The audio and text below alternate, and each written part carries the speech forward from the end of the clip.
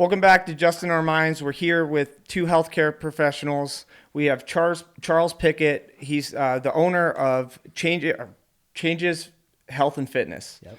Struggling today. We're just going to go run with it. And then we have Rachel Clare, which is a holistic-based healthcare professional. So today we're going to talk about their new book and kind of their origin story on how they got into health and fitness. So Charles, where did you start with your health and fitness journey? So my health and fitness journey, it's a really unique story. I never thought that I would run a fitness company, be someone into fitness, any of it. Growing up, I struggled with my weight. Sports looked like I was the fat kid, so they put me in the goal in soccer because I could block the goal. You know, in baseball, I couldn't run, but I could hit the ball far, so I batted fourth. But it was never like I played sports because my parents wanted me to. And my mom had a thing, if you say you're going to do something, you have to finish it. Mm-hmm. So it was never part of my life. I got into drugs and alcohol at a young age. In my early 20s, I threw raves, I grew marijuana. It was a very different lifestyle. And then it led to serious addiction issues. And at 26, I was diagnosed with cirrhosis of the liver and pretty much met with, you will be dead in 6 months if you don't change. But you're young enough that your liver will regenerate if you change absolutely everything. So I got into working out, eating right, all of it, begrudgingly and out of fear of dying. So what age was that you made that big change? 26. 26? And I'm 34 now, so 34. April 3rd, it'll be 8 years. That's great. And it's so wild, too, because I feel like so many people get stuck in that like victim archetype, and then they just think they're doomed. Their liver doesn't recover. They don't think it's going to recover. And I think it's awesome that you are able to navigate those waters. What are some of the biggest hurdles that you've had through the beginning of coaching for yourself? With coaching, okay. The hardest part early on was not necessarily the coaching side of it, but the business side of it. Before I had employees and it was just me, I'd be on the floor 40 to 60 hours a week and then still have to do all the back end stuff. I'd have to do marketing. I'd have to do bookkeeping. I'd have to do all of it. And my first son was born 6 months into my business. So sleep deprivation, being overwhelmed, not having the guidance. So as soon as I was able to afford to delegate, I did.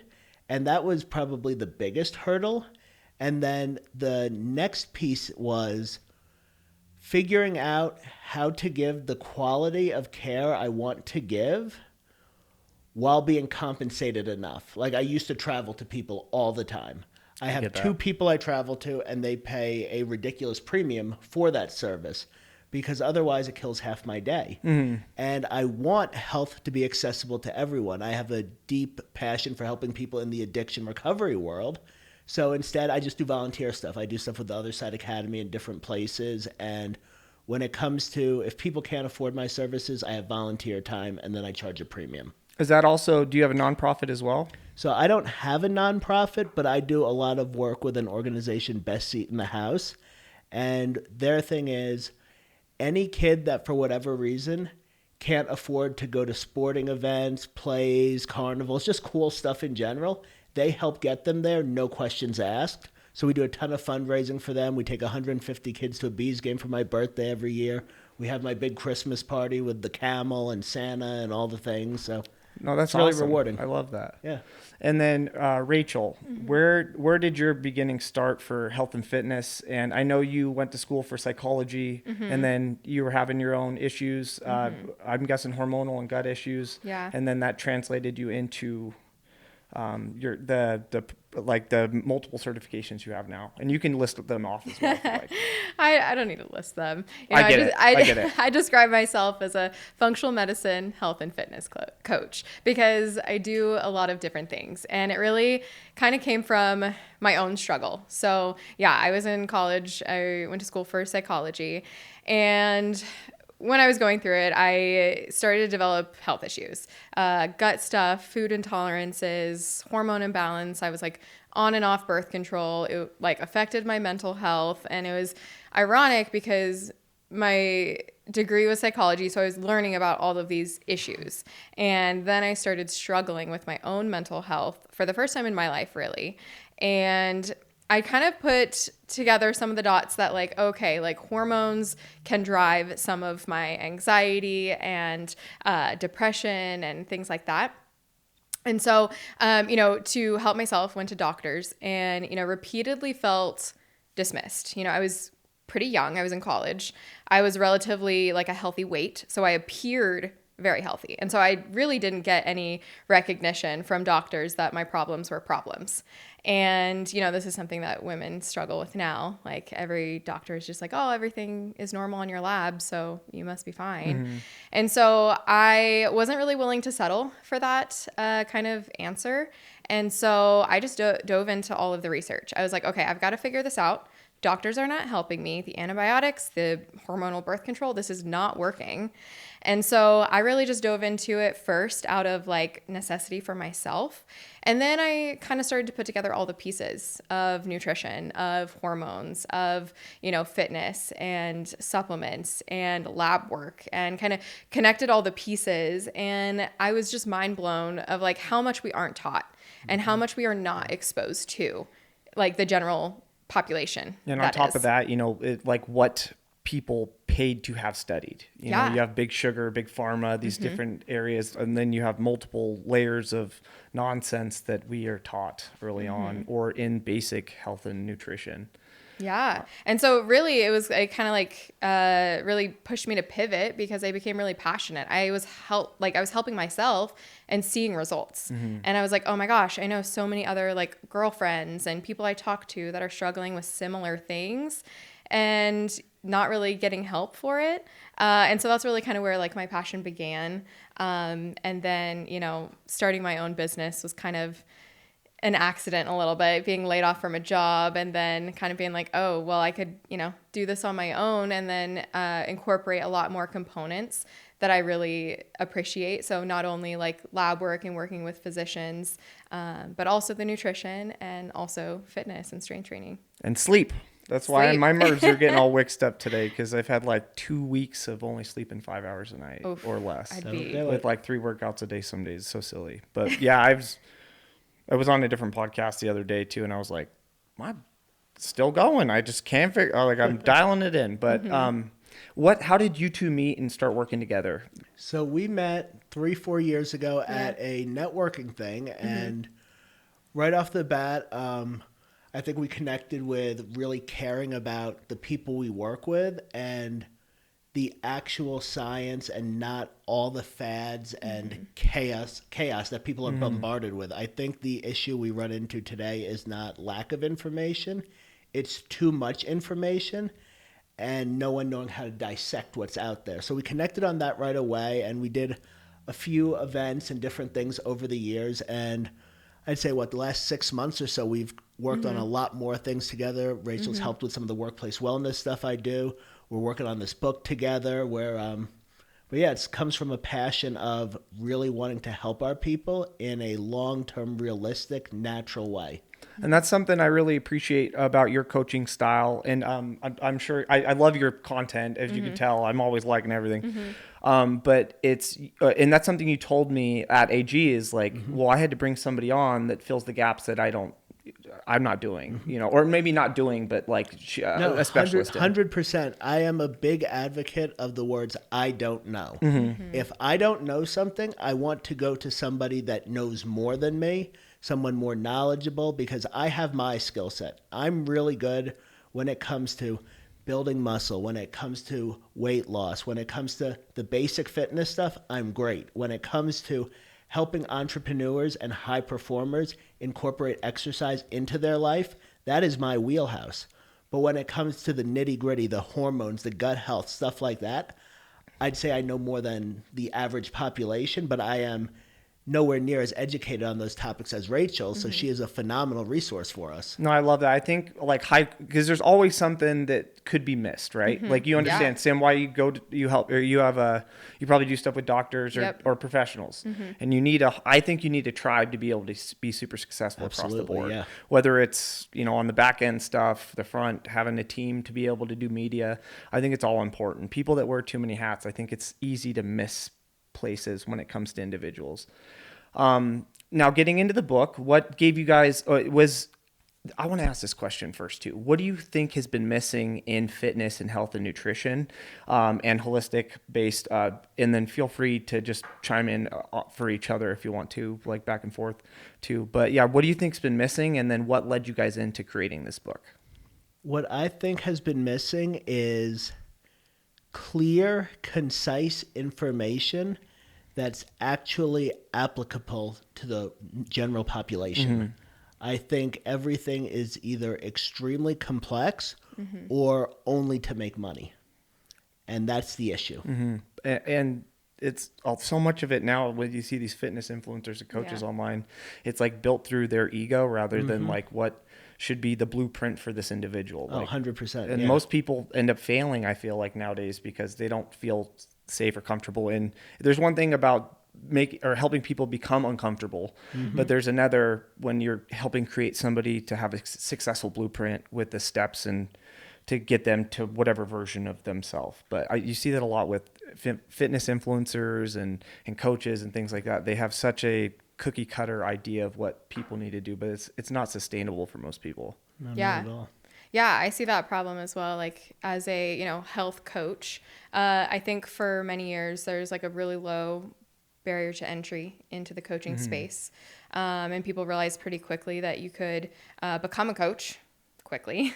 And so I think now it really just comes down to there's a lack of competence with a lot of health and wellness professionals, kind of just like riding by on like one certification.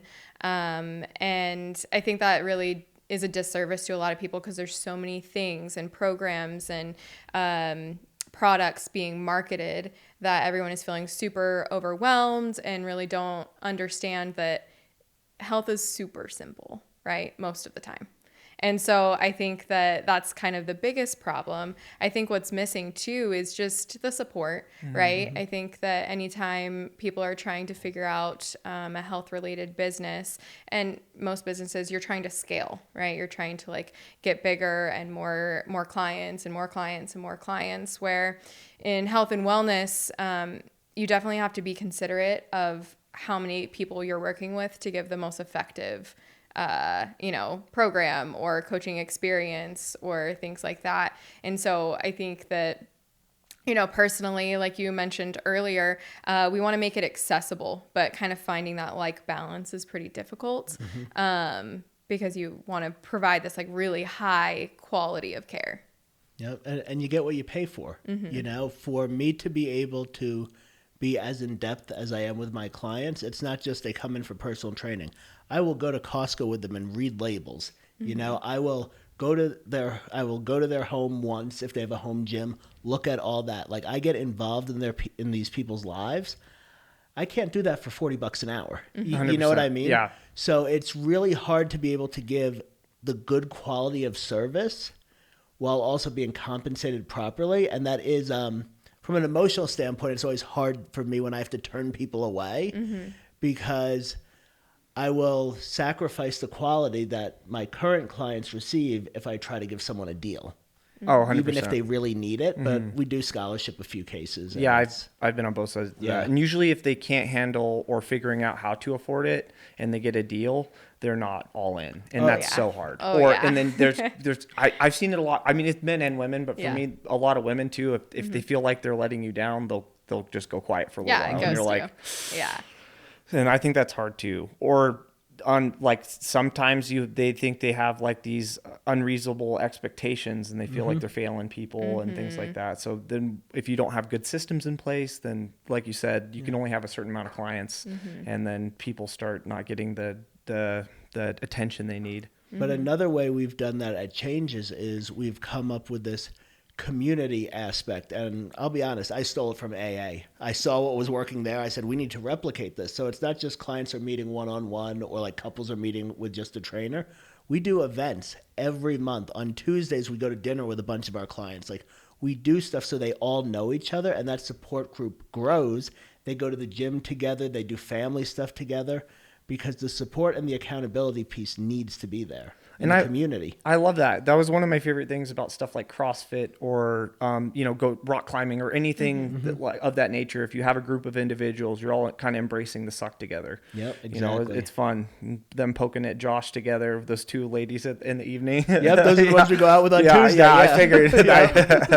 They seem like fun ladies. But yeah, then you have a different group of individuals and you're creating your own networking structure. And then they can all help each other out. And I like that. The feeling of community is something I think that's lacking in this day and age, especially with social media and everything else. It's so much easier to like live through text and not actually have that oxytocin you need to be in person. It's like we're the most connected we've ever been, but also the most disconnected. Yeah, well, overstimulated too. We have way too much knowledge. And that's when I went back is like, and I'm sure you both have experienced this. You can get so deep in the weeds on things that you realize you're like, why didn't I just stick with this? You try to learn so much and then you can get, like we were talking about earlier, we can get frustrated or whatever it is.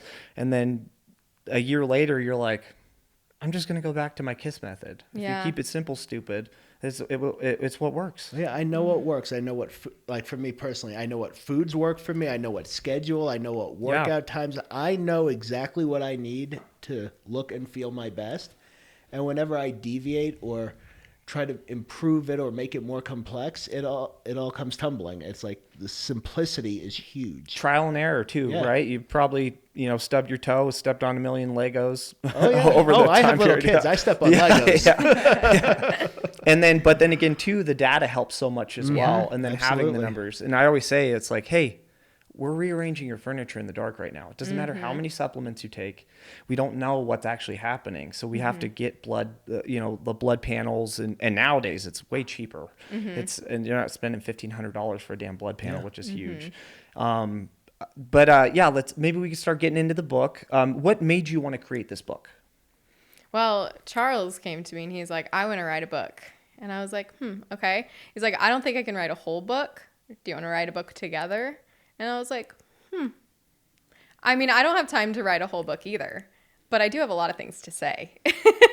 So I think, we do have like kind of this inner network of community of different healthcare professionals, and we all do different things, but we saw the same need. We work with a lot of business owners. And, when you're trying to, be successful in a business, in your career, the pressure is on. And a lot of times health gets put on the back burner. And so kind of noticing that that's kind of the problem that a lot of us health professionals solve. We kind of all have these different angles that we can contribute to. So that's really kind of where the book kind of got started, or like the idea got started, I guess.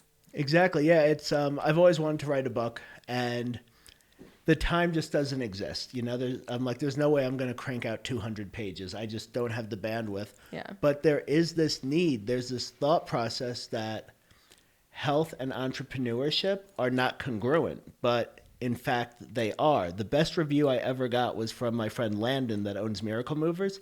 He said, I make more money when I eat healthy and exercise. And it's true. So I see this need, and I want to be able to help business owners incorporate health into their lives. But we're not just talking about fitness. We're not just talking about nutrition. We're talking about the spiritual aspect, the mental health aspect, the need for community, all the pieces. So there's 6 authors in total.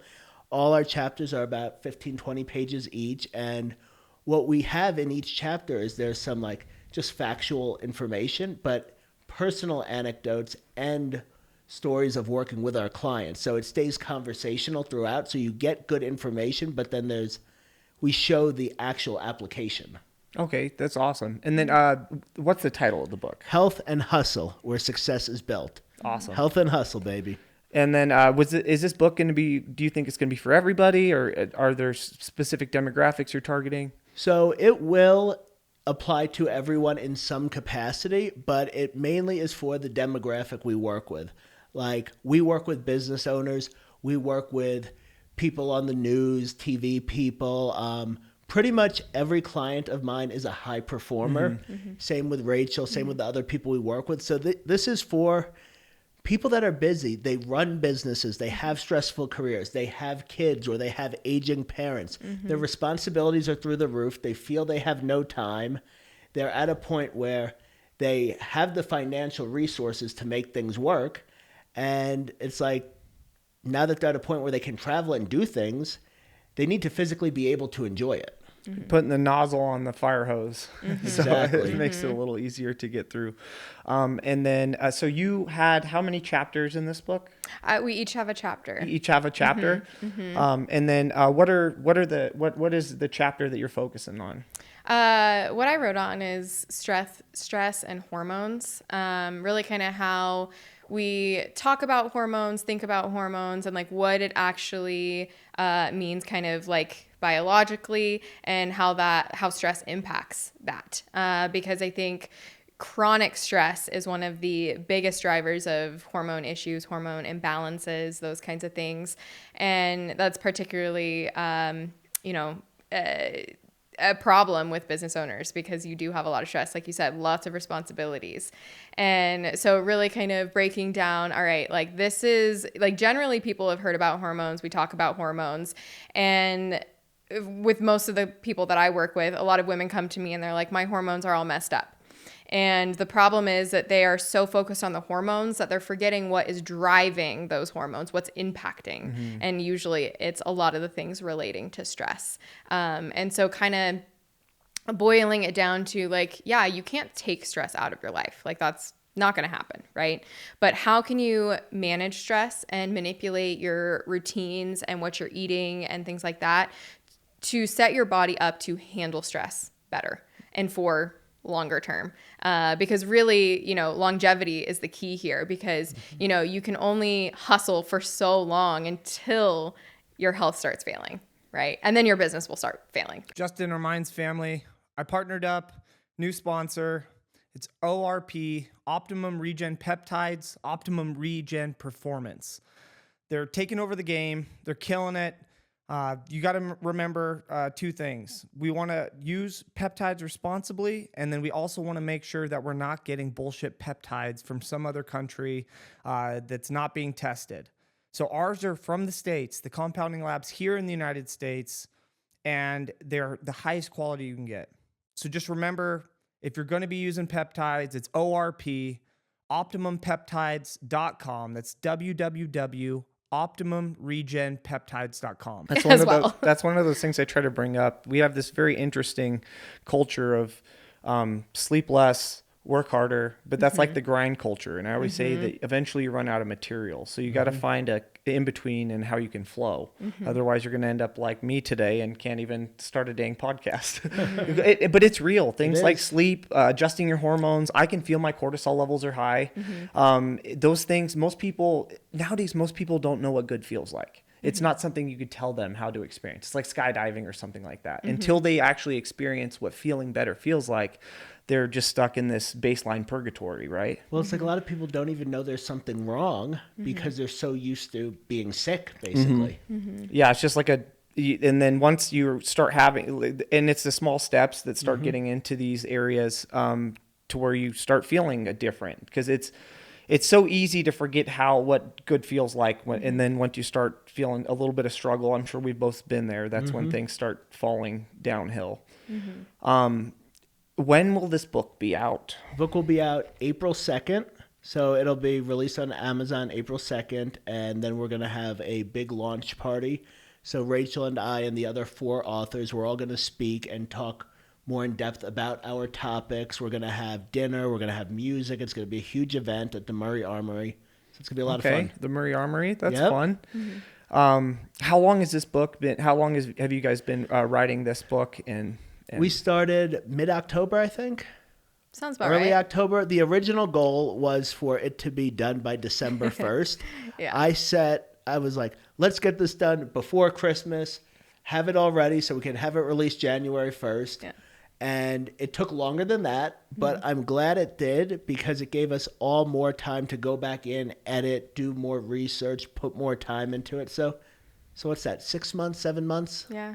Well, it's still great. I mean, some people, they're waiting for the perfect day to start, and That's not how we roll. Right. I Oh love no, no! I'm like in between clients, knocking out a paragraph on the treadmill, typing I love something that. up. You know. Yeah, I see that you on the computer. Yeah, over you see there. me Yeah. in between sets. Yeah. I'll do some deadlifts, Yeah. type a little. Gotta work them fingers out and that Yep. brain out. Now, do you think this might be a series? Like, do you think we might do more books? So for me, my goal is obviously I want to get this out, and I wanted to help other high performers become healthier. But it was also a educational process. What does writing a book look like? What goes into it? You'd never know that getting the spine of the book Oh my figured gosh. out would be harder than writing the book. Like just the Spacing. logistics of it, the spacing, moving it millimeter by millimeter. So it's also a learning process. And I would like to get more books out there. I definitely want to write a book more focused on just the workplace wellness stuff I do.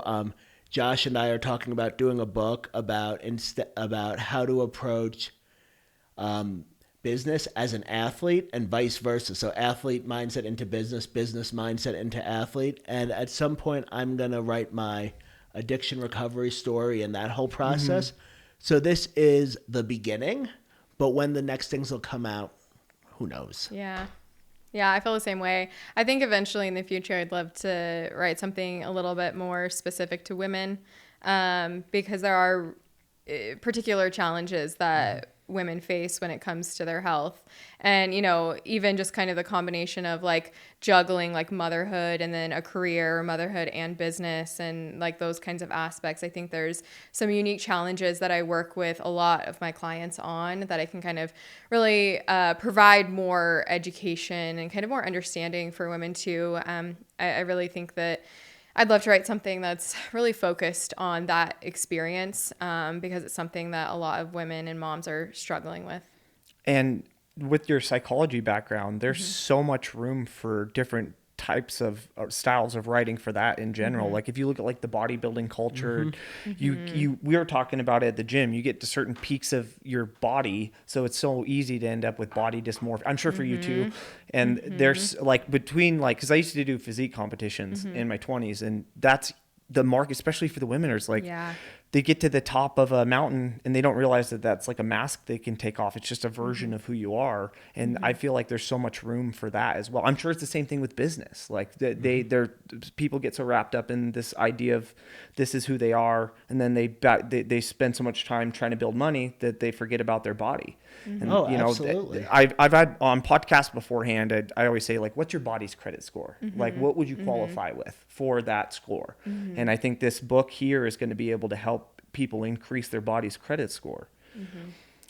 With that being said, like what are some of your favorite topics in the book?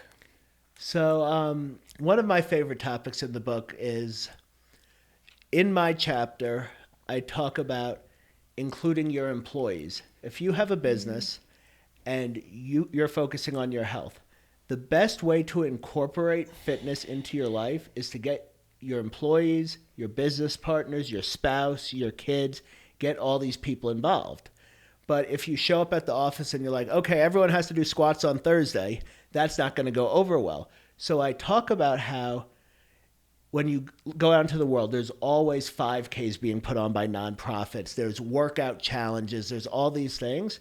So finding a nonprofit or a cause you align with, getting your company involved, and then all of a sudden it's a fun thing. So all of a sudden you're getting your people fit, you are getting a tax write-off, you're helping the community, and I go really in depth about how to do that in ways I've done it, and that is my favorite part of the book. No, I love that. What about for yourself? It's not part of my chapter. I think it's Jason's chapter. Yeah. Just community building. I think that's something that we lack so much. And I love the way that he really talks about the importance of it and how to do it as an adult. Because, I think as children, as we grow up, making friends, not that difficult. We find people in our classes, in our sports, in our church, those kinds of things. But then as an adult, especially as an entrepreneur, then you're kind of like, you feel like you're on an island sometimes. You're like, oh my gosh, like I'm here building this massive thing and I have nobody to like really share that with or like commiserate with even. And so I really love the aspect of like bringing that community building in as a foundation, because it gets exhausting and lonely and difficult if you don't have that support system. 100%. And then on top of that, adding the interesting, like you said, the island. So you have fitness and you have making money. Once you get to a certain level of success in fitness, then you're getting people fit shaming, and then the insecurities come out even deeper. And then I feel like it's even harder to find or create community. And then I've talked about it on other podcasts. I think then people get stuck in between their old life and their new life, and survivor's guilt and everything else comes into play. And it's hard for people to navigate how to let go of their old life if they have to. Man, I'm thinking about the book, and now I'm definitely going to get a copy. I think that's absolutely great. It's huge. And then I know of a couple of events too that are coming up that I just talked to somebody yesterday about that I might be able to link you up with. Yeah, we'd love that. Absolutely. Just getting into the corporate side of things, what are some of they're mentioned in the book, and this is why we have those chapters, but what are some of the bigger issues that you see, or the commonalities of individuals that have issues in corporate wellness, or for the corporate wellness? Does that? So I get the train of thought. So the interesting piece. So when I started this, one of my personal training clients owns an investment firm, and he's like, I need something for my people. Figure it out. He basically gave me a blank check and a blank canvas and was like, build. And at first I went in, I was really excited, really overzealous. I was going to help everyone and fix every problem. And then what I realized, the biggest piece that was missing was community first. It wasn't even about the health. It was people in different departments weren't talking to each other. The company had self-segregated by department, age, gender, all of it. So it's like, there's 30 people in the corporate office, and they talk in groups of 2s and 3s. So first was getting people comfortable with each other and getting to know each other. And then was, when we do our challenges, making them accessible to everyone so they're actually fun. You can't have someone in their 20s that's doing triathlons competing with somebody in their 60s that just had a hip replacement. So it's like, okay, how do we make this accessible? How do we put a challenge in place that everyone can win? How do we come up with these community projects? So first it was community, then it was, how do you make someone feel included and feel like they're able to make progress and able to be a part of it? And then was the individual needs. It's like, yes, we do monthly presentations. Yes, we talk about certain topics. Yes, we have challenges. But each employee gets an individualized program that is as in-depth or basic as they want. We have a number of people that they just get an Excel spreadsheet with their workouts for the month. They're good. We have other people that really want to learn about recipes and cooking healthy, so we do stuff for them. Other people, I've referred them out to chiropractors, physical therapists. So it's first the community and the company culture side. Then how do we get each individual to their particular goals, not my goal for them, the company's goal for them? How do we get them feeling the way they need to feel? Yeah. Did you have anything to add to that? Yeah. I don't do a lot of like corporate wellness, honestly. I work very much on a micro level, one-to-one with people. But it's interesting because I was just thinking about how I've had many conversations with clients who work in the corporate world, and we're trying to find the best solutions for them to get and stay healthy, like with their, 9 to 5, right? And I had a conversation with a client last week where, we talked about how they need more movement. They're sitting at a desk all day long, those kinds of things. They can only do so much like before and after work, right? And so I was like, you know what, why don't you talk to your manager? Like, ask if it's okay to take a walk after lunch or, something like that. And I think particularly in Utah, we're pretty fortunate where a lot of corporate companies, their leadership does care about health because they see that connection. When their employees are healthier, everything is happier and more productive. So I think that really, like on the corporate side of it, I think it's really important that leadership really understands that connection. And I think that's a beautiful piece of like this book is that we're really talking to the leadership. Right? We're talking to the leadership so they get it, so they can create the company and the culture that really trickles down to those 9 to 5ers, right? And so I think that that's like what I'm really like motivated towards, of like really getting to like the top so that it has that like trickle down effect. Yeah, I love that. And with all the blue light and the sedentary, like what is it? Is it the 30-10 rule where you like 30 minutes of work, 10 minutes of like movement, Yep, or or just not standing or focusing on your something, project. So then you can re-navigate the direction you're going for the day. With these leaders of the corporations and high earners and these business professionals, do you see it trickle down from the top, or would you say you see maybe more of the, like, say, how do I say this?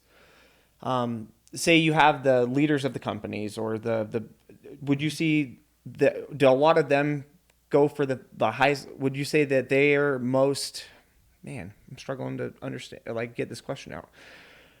Do you see more improvement from the bottom, from the 9-to-5ers, or from the top? Do you see a lot of people lead by example? So it all depends on leadership.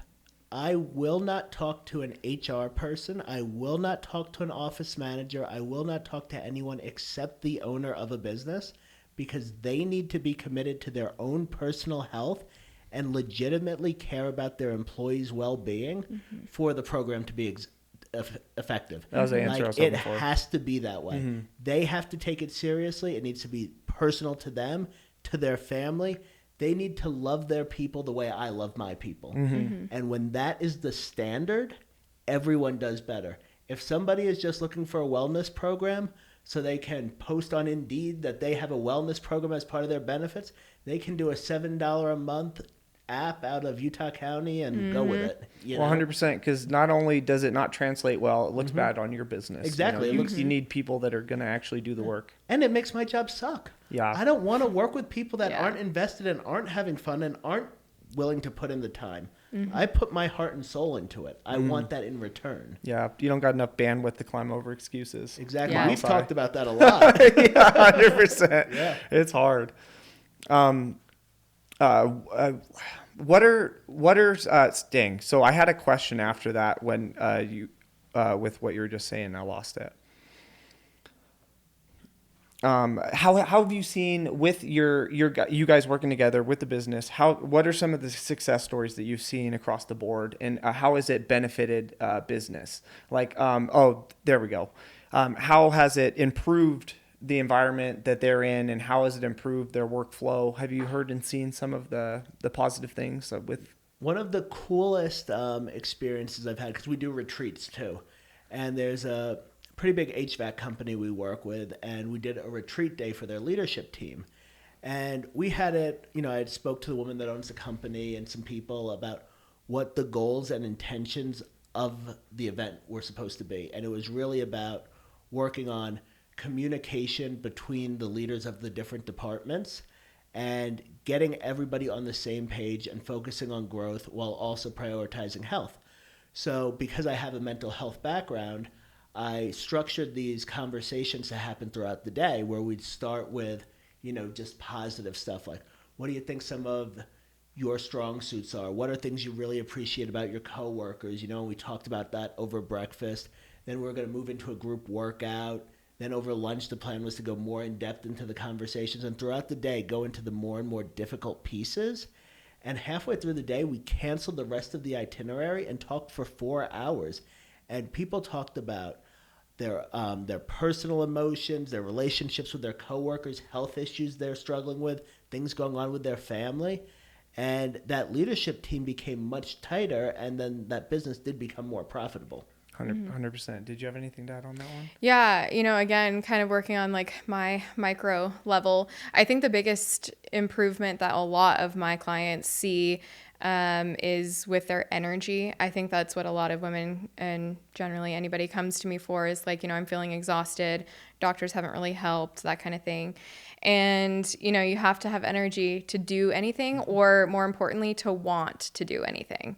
And so I think that's really where I start with clients is like, okay, we want to make sure we've got your good foundation so that you have good energy most days of the week, right? You wake up, you feel rested, you have enough energy to get you to the end of the day without feeling crashes or lulls or anything like that. Because regardless of what you're doing, whether it is building a business or it's taking care of your kids or it's training to hike a mountain, whatever that is, like you have to have the energy to do it. And so I think that's like the foundation of like the improvement with my clients. And then it kind of just like goes up from there. It's like, okay, now you have the energy. Now you want to get stronger. Maybe you're starting to strength train. You're doing those things. And now you're seeing the impact of nutrition. So you care a little bit more. So you're trying new recipes and you're kind of honing things in. And then you're trying new supplements that might like just take you to the next level of like getting everything balanced, if that makes sense. 100%. We're talking by energy too. We're talking like mitochondria, ATP production. Yeah. And I think blood sugar regulation, that's a huge one. And like hormones as well for women, like kind of figuring out the cycle, what's kind of problematic, if there's any problems there, because that can really like tank energy a lot, even if you have like good nutrition or kind of the mitochondrial function or anything like that. Yeah. Well, it's apparently those are big words and people Right, don't know right. what the hell that is. But with these type of programs, how much growth have you seen in individuals? It varies. I know, loaded question. So with the companies we work with, about 20 to 30% of employees actually participate outside of just coming to luncheons and presentations. Of the people that participate, every one of them improves. And one thing that I do have to mention about Rachel, so she came and spoke to the financial people with me a few weeks ago, and we've had various nutrition people come in, and I've talked about nutrition over the past few years. And last time I was up there, I saw more prepped meals and healthy looking food than I've ever seen up there before. I love it. So your approach of putting the information out there while being engaging, asking the questions, and just being like excited about it instead of accusatory and being and sparking the curiosity in people, I saw as extremely impactful. So yeah, I think my approach with that is just keeping it simple, right? Allowing people to tune out all the freaking noise that they have and just say, hey, like these are the foundations. Let's see how far I can get with that. And the KISS method works across the board for everything. And that also, once their clients are comfortable and they know they can trust you, then you're expanding their bandwidth instead of taking it away. So their productivity level just increases over time, correct? absolutely. With that 20%, that just even 20%, because then hopefully that trickles that one more person, right? Then we have one more and one more and one more. And then we got both of you guys coming in, nice individuals. I'm sure you can be stern when you need to be. And being able to develop and structure those things. Do you think in our society right now that it's more of a bell curve, that things are coming back around? I know we have a lot of dopamine zombies and different people that are overstimulated.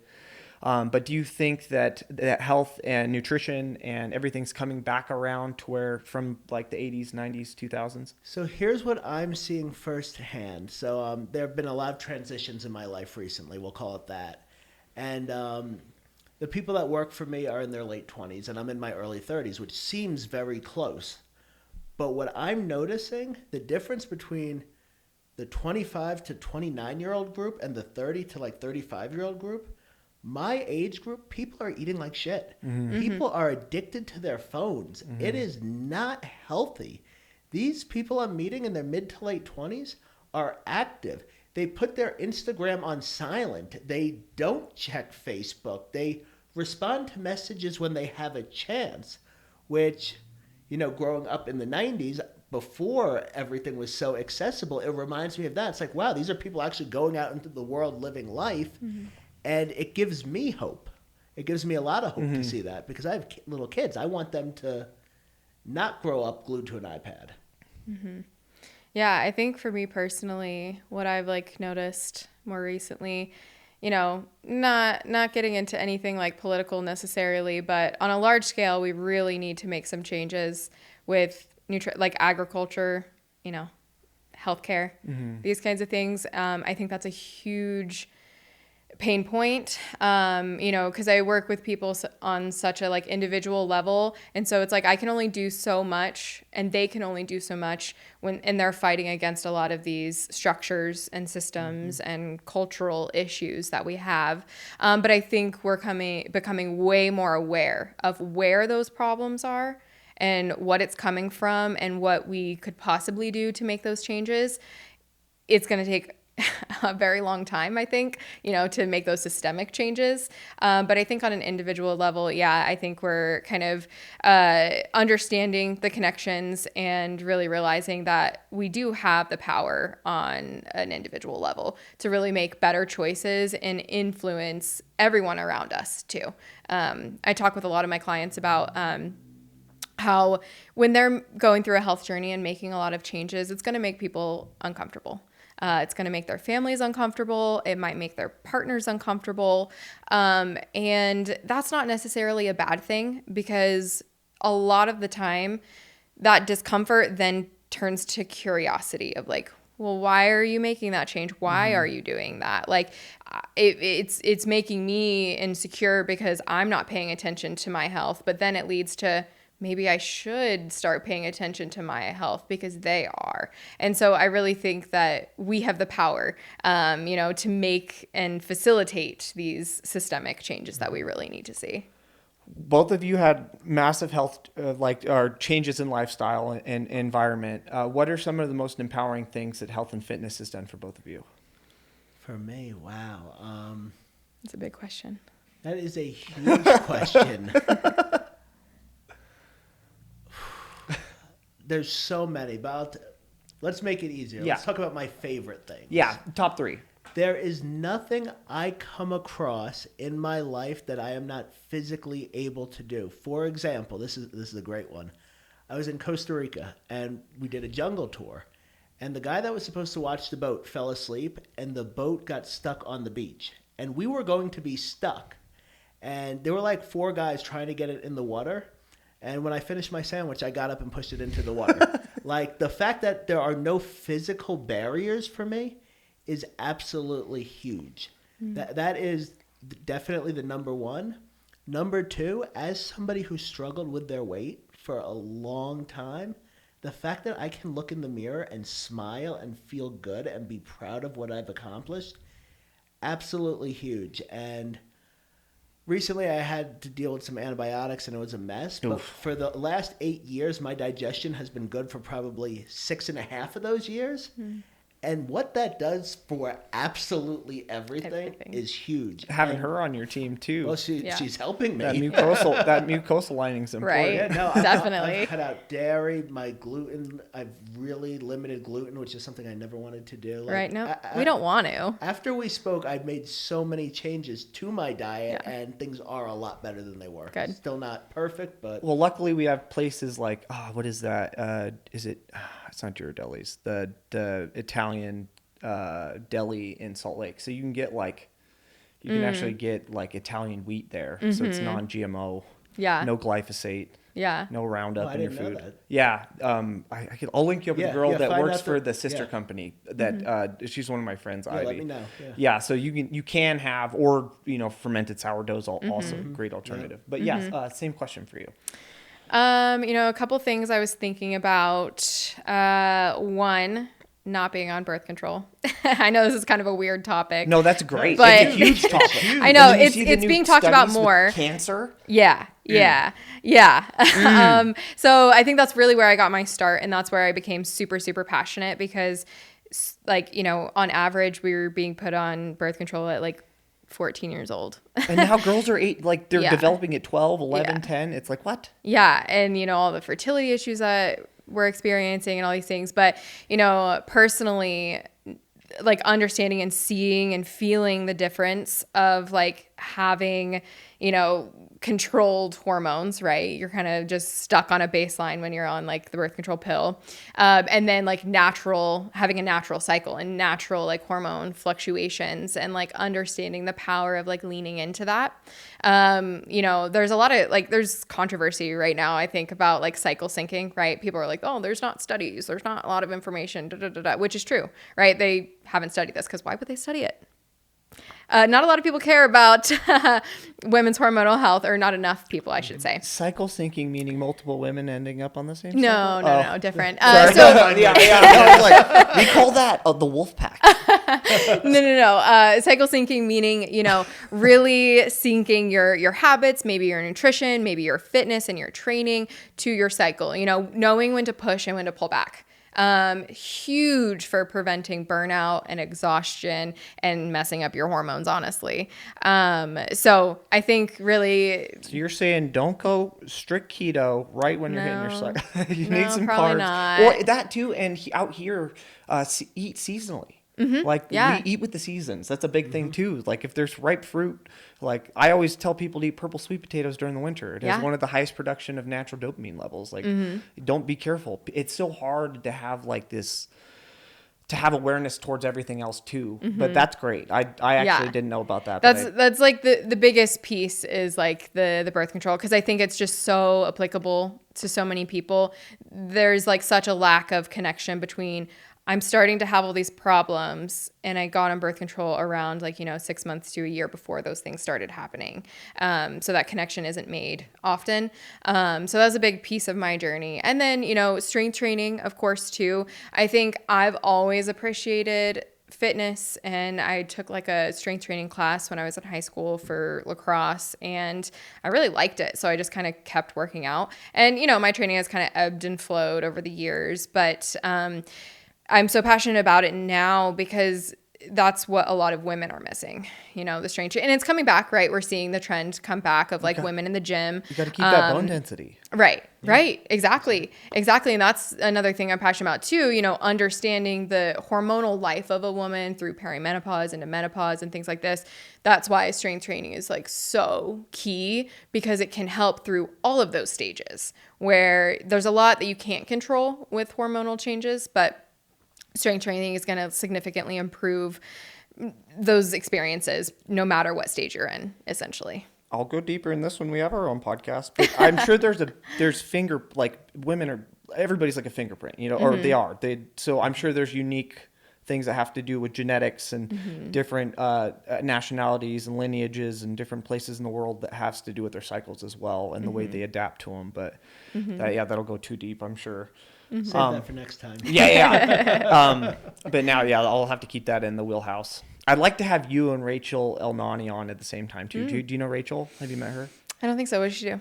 So she is a holistic-based healthcare practitioner. Oh, yes. I've met her. Yeah, she's one of my good friends. Okay. Really good friends. Yeah, so I would love to have you ladies on to talk about women's. You two would be great. Yeah. I'm just going to sit here and thumb wrestle myself while y'all talk, but I want going back, and this is a topic that I think is interesting that we've also talked about. When you talked about pushing the boat out, I've had times in high school, so I played water polo. I did water polo and wrestling.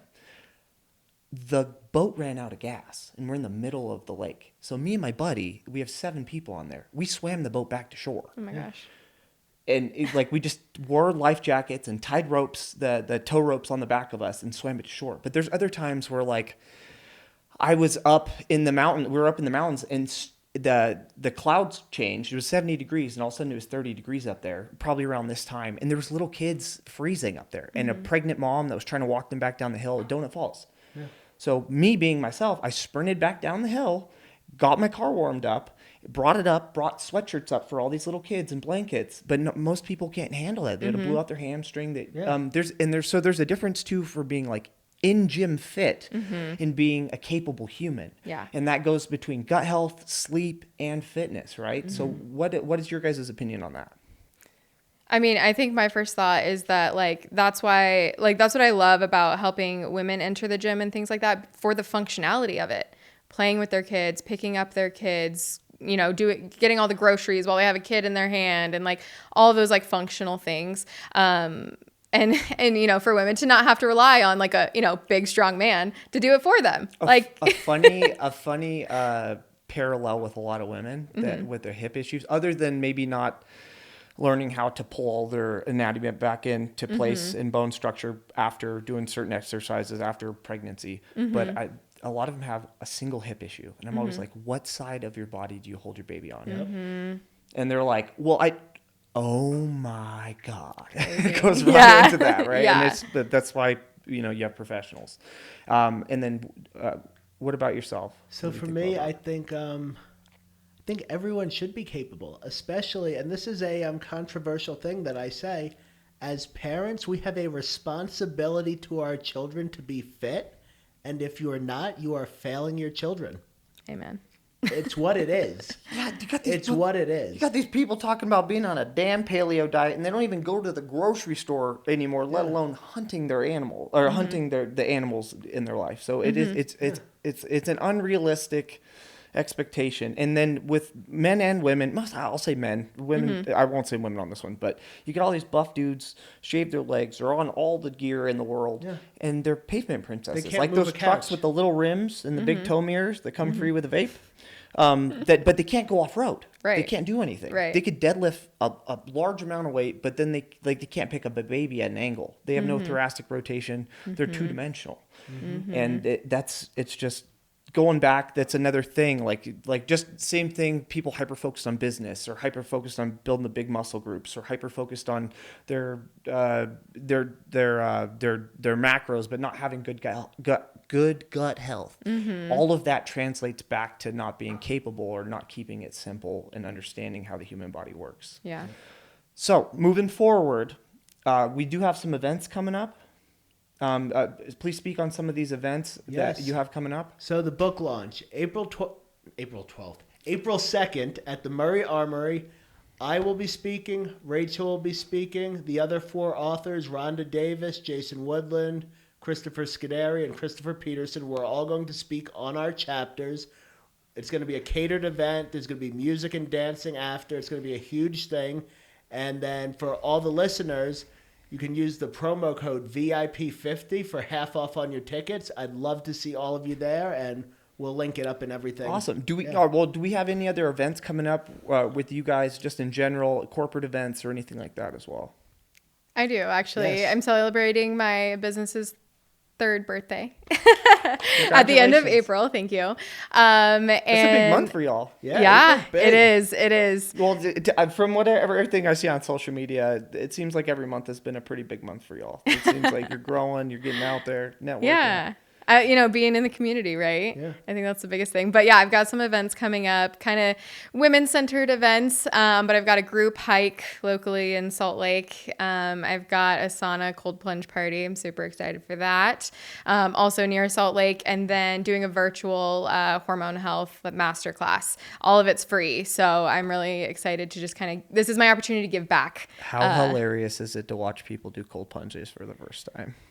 It is funny. I get it. Don't get me wrong. No judgment, because I was there at one point. I still can be. Yeah. Like when I went to go to shout out to the Quad, but they're in Sandy. I don't know if you all have ever been there. If you want to go, we can go. Yeah. The owner's awesome. But those ones are like little private ones. But then they have like a salt sauna, and then they have like different temperatures. So I was expected to go into the 55-degree one that morning, and I was like, yeah. But the only one that was open was the 38-degree one. And I was filming myself stand knee deep in a cold plunge, and it took me forever. It took me 3 times to go lay down in that. So we all have those. I guess I'm poking fun at myself. Yeah. Maybe that's a little projection out there, like we're talking about. But I love cold plunges. But other than that event, you got anything else coming up? No, a couple events, and we'll kind of see where that takes me over the summer. Yeah. So moving forward with your career and everything you do, what are some of the things you look forward to? I've really kind of entered the fitness space more recently. I've been training myself on and off for probably 10 years. But really getting more serious of like doing like programming for women. So I'm excited to continue like working on that and really helping women get in the gym, and do more than the, high reps to get toned kind of thing. Oh my gosh. To really build strength and stop building your butt so big. The anterior pelvic tilt is not going to help you. Yeah. It's your psoas. So yeah, I'm really excited to kind of diving deeper into that, just to kind of add it on to all the other things and all the other ways that I can support my clients. It's fun. I love seeing more and more people like yourself coming out, especially for women, because women need it. It's like, yes, I mean, apparently that we can handle a lot of women as coaches as well, but we're not well versed in cycle. What is it called? Cycle syncing. Cycle syncing. Yeah, no, we need more women in the Yeah, space. I think, Absolutely. and we need both. I think the psychology 100%. of men and women is great. Like you need both. You need the mom and dad or the male and female coach. I think together that dynamic is huge. And I think particularly in the fitness space, there's a lot of women that have had maybe negative experiences. So maybe re-entering with a female trainer or like a woman to kind of re-enter that space is a lot more approachable. A safer approach. Yeah. Yeah, and it's realistic. Like you understand how women work. As much as we try to, we are not women. Right. You don't Well, have the at least lived we are not. experience. I'm not. Yeah, I'm not either. So, Yeah. yeah, as far as I know. Haven't checked. So. No. Yeah, I was going to say a joke there, but I'll just leave it out there. there. And then what about for yourself? Well, for me, oh my God, the sky's the limit. I'll give a little teaser. I'm buying a building for a new facility, and that's all the info you're getting. But that is in the works as of yesterday, so That's there you go. exciting. Very excited. about Amazing. that. Congratulations. Huge step. But Changes happening for changes. Oh yeah, you know it. But my biggest goal, career-wise, is to be at a point where I've grown the business in such a way that I can give back on a massive scale. I know what I need for my own quality of life, and it's a sufficient chunk, but it's not wild. But what I want to do, my passion, I want to fund small businesses. Passion projects that are bad financial decisions. I want to help those people. Yeah. I started an in-person fitness company during the pandemic. That is so insane. And I want to help other people that are dreamers, that have these big ideas, that are bootstrapping it and have no guidance. I want to help those people financially. So that's going to be probably another 5-10 years from now, but I really just want to pour money into the dreamers. 100%, dude. I love that. Yeah, I'm definitely going to introduce you to my friend David. Yeah. I think that there's a connection there. Awesome. So here, towards the end of the segment, what I usually do is have the guest look into your cameras here, and then you'll go individually there, apparently, unless you get, we'll see how you talk over each other. That'll be fun. But you can give 3 points of advice or maybe some skills that you think individuals need to work on, just 3 things that have really helped you out that you think it'll help out the guests. Oh, all right. I'll go first. Okay. 3 things. And, I'm going to just talk specifically to women. Yeah, because I work go with ahead. them. Whoever you want. My audience is actually 60% women. Okay. Lovely. There you go. Awesome. All right. So I would say number 1, don't stop trying to get better if your doctor says everything's fine and you feel like you're hitting dead ends with your endocrinologist, your gynecologist. Don't stop. There's answers. There's a way to figure it out. Even if you've got to do your own research, keep going. 2, strength training. We talked about this, but really strength training is one of the most metabolically advantageous things that you can do. Holding muscle on your body is really, really important. And I know it takes a while to grow it. it does. It takes a while and effort, right? It does take a lot of effort, but I know right now we're kind of in this skinny era where everyone's trying to be skinny. And I have so much fear for the future of our women, because that's really going to have negative effects eventually. So that would be my second one. Strength training. If you're nervous about it, find a trainer, find a coach, someone to help you get into it. And then the third thing, do not overlook gut health when it comes to hormonal health. So much starts in the gut. If we have poor digestion, your healthy eating is really not going to get you very far. And on that note, same thing with gut health. It's not the food. I know it's really tempting to say, what food am I eating that's upsetting my stomach? What food is causing me bloating? Oftentimes it's not a specific food. Obviously there's, some exceptions, but, really figuring out the microbiome and the bacterial makeup and those kinds of things is where you need to start, because otherwise, you're going to be in this endless cycle of like trying to eat things and reacting to it and then getting confused when you're fine with it one day and then, not fine with it the next day. So focusing on gut health as a foundation for hormonal health. And pull alcohol out of your diet, because that's going to crush you. Yeah. Yep. And then what about for you here? All right. Number 1, if you're scared to lift heavy because you don't want to get injured, you're going to get injured if you're not strong. So lift weights, number one. Number two, you are most likely not drinking enough water. Our bodies are like 80% water, 70%, something like that. Our brains, the thing that makes everything work, is mostly water. Drink water. Water doesn't taste gross. Water isn't bad and icky. Room temperature water won't kill you. Please drink water. It is a good thing. And then this is the one I struggle with the most personally. Sleep. You need to sleep. I am very easily get caught up in I have a business, I have kids, I like to do things, I'm go, go, go. And I get caught up into that 4 to 5 hours sleep routine and everything suffers. You know, I'm not even going to tell you to get 8 hours. Get 7. Get the sleep you can. Get a 20-minute nap in the afternoon, but please prioritize sleep. Everything will improve. Awesome. I love that. I feel like he was speaking directly at me. I'm like, Myself as well. yeah, 100%. No, it's hard. It is. Thanks for being on the podcast. The book comes out April 2nd. I'll make sure we put it in the show notes as well.